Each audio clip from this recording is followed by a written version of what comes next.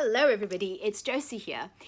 I want to talk about, I guess, a genre that I really love, which is kind of horror, vampire books, partly. And then partly, the reason I started this video is because I've just finished this whopper of a book over here, The Passage by Justin Cronin, and I have matched the background to the book because I'm sad like that and I'm totally... That's very shiny, isn't it? So this book, okay, it's long. This is actually the first part of a trilogy. So The Passage is the first one, and I believe there's 3 others, all really very long. The basic premise of this book is that you have a kind of a post-apocalyptic element to it, where there's been a virus that has wiped out sort of most of humanity, but has also infected humanity with a vampire-like virus. So there's people that are behaving in sort of vampire-like ways.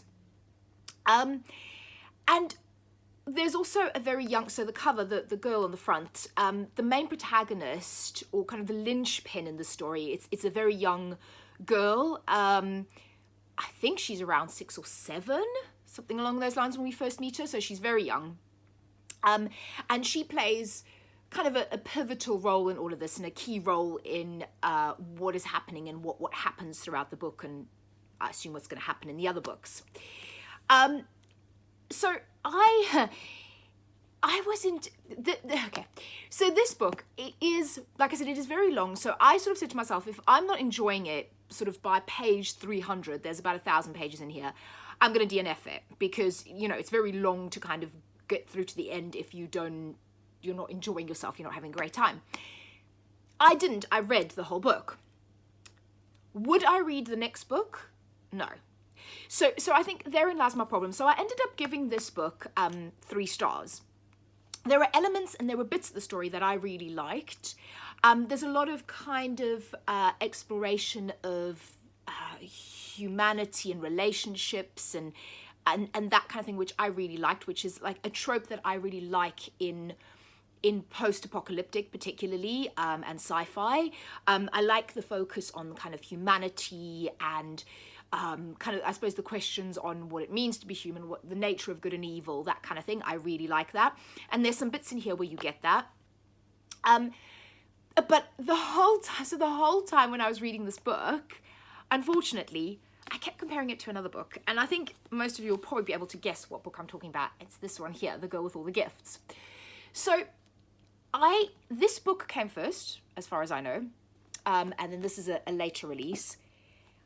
I don't know if M.R. Carey was inspired by this or read this, but the premises of these 2 books are fairly similar. So in this one, again, you have a virus, but it's a vampire, not a vampire virus, a zombie-like virus, and it's post-apocalyptic, and your protagonist is a young girl. And there's a lot of, again, these ideas around humanity, how we treat each other, relationships, all of that. I think this book does it a lot better. So I love Girl with All the Gifts. This is a 5-star read for me. It's one of my favorite books that I've read this year. Whereas this was only 3 stars. So it's kind of, it reminded me a little bit of, if you've read The Secret History by Donna Tartt, and also We Were Villains by M.L. Rio, I had that same problem. So The Secret History I liked, but I didn't love, and I preferred We Were Villains. I really liked We Were Villains. So I thought almost the second book almost improved on the idea of the first one. And I think that's, for me at least, I know there's some people that absolutely love this and they read the whole series and they love the series. I think, personally, I think this could have been cut down. So this is pretty much half the size. And this is, there is a prequel for this, which I'm dying to read, Boy on the Bridge. But as a story itself, this is a standalone. Whereas this is, you know, so long, and there's another 3 books. And I just feel like there wasn't enough action, really, going on to... to warrant the length of this book. I wanted to kind of become an editor and stop taking stuff out, because I wasn't necessarily convinced it needed to be this long. Whereas I think this had a great balance between it being, you know, you had everything in this plus more action, you know, plus for me it was the correct length. So so that's kind of my thoughts on these two books. I knew that going into this one that it was going to be really similar to them, so I had both of them and I knew that they were going to be a similar read, and that's not a problem. I like, obviously when you like a genre and you like, this is a genre that I like, you know, that wasn't a bad thing, but I do think if you're only going to read one, I would read that one. Having said that, what I really liked about this one is vampires. I love, I mean, horror for me and vampires, that's just, I'm kind of synonymous with that. So for me, the idea that there was sort of a vampire presence in this one instead of necessarily a zombie presence was a big plus. However, if you're looking for stereotypical vampire story, you're not going to get that with this. It really isn't, it isn't that. So if you're looking for a vampire story, I wouldn't necessarily recommend this. Yeah. It's better as a sort of dystopian, what would happen to the world kind of, you know, if a virus did break out and people are evil, and there is the nature of good and bad, and there's also, again, this one, there's government testing, you know, so that kind of thing. So if you're interested in that element of it, yes. If you're interested purely in kind of horror vampires, then I would say don't go for this. If you're more interested in the genre of dystopian and kind of humanity and government testing, go with that. So that was kind of my thoughts on the passage and how that sort of marries in with The Girl with All the Gifts. And I thought, while I'm here, and I've been talking about vampire and horror and stuff, I would recommend some of my favorite kind of horror books, and I think maybe some of them that aren't necessarily that well known. So the first ones that I wanted to pick out is by one of my all-time favourite authors, and that's Poppy C. Brite. And I've got two of them here that I've pulled off the shelf. So we've got Poppy C. Brite's Lost Souls and Exquisite Corpse. Now, Poppy C. Brite was a really occult kind of 90s horror author, very much compared to Anne Rice when Lost Souls came out.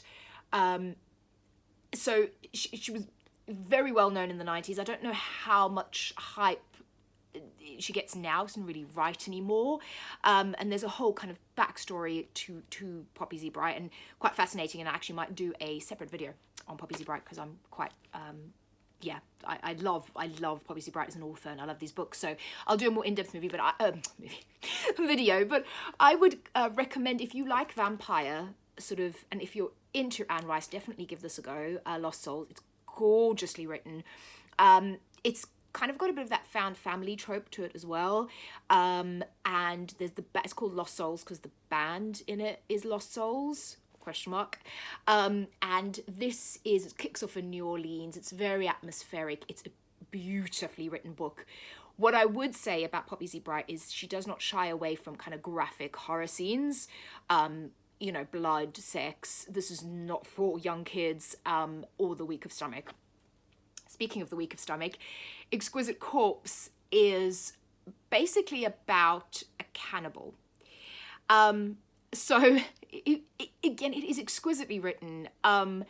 It's harrowing in places, but weirdly compelling to read. So if you can handle that, it's fantastic. It's set in New Orleans as well. Both of these books, very heavy queer characters, very heavy queer representation, which is fantastic. And this man basically picks up young boys, and they become his lovers, and then so it is, I mean, if you can take that kind of thing, it's very well written. It does make you think, and yeah, it's a great book. Drawing Blood is another great Poppy C. Brite book. I have an anthology of short stories that I'm going to read this month, actually, called Self-Made Man. So I'll do a whole kind of separate Poppy C. Brite appreciation video. And then the other one that the others that I pulled off my shelves were Into the Drowning Deep by Mira Grant. This might be a bit more well known, basically about sort of killer mermaids, which is awesome. kind of genre, but also I thought this kind of tied in with The Passage and Girl with All the Gifts a bit more, because this really focuses on research and science as well. So you've kind of got that scientific research element that kind of flows its way through these two books. So this one has got this well, except it's my marine biologist and then a marine biologist research ship. So I think that works really well, but it ties in a little bit with the other two books. And then the other one or the other couple that I really love are this one over here, and it's The Price Guide to the Occult. Some people really like this, some people don't. I really liked it. It was a witch story with teeth. It wasn't as cutesy as I thought it was going to be. There's blood and guts and really evil characters. And if you like horror, I think this is a great witch novel, but more in a horror genre.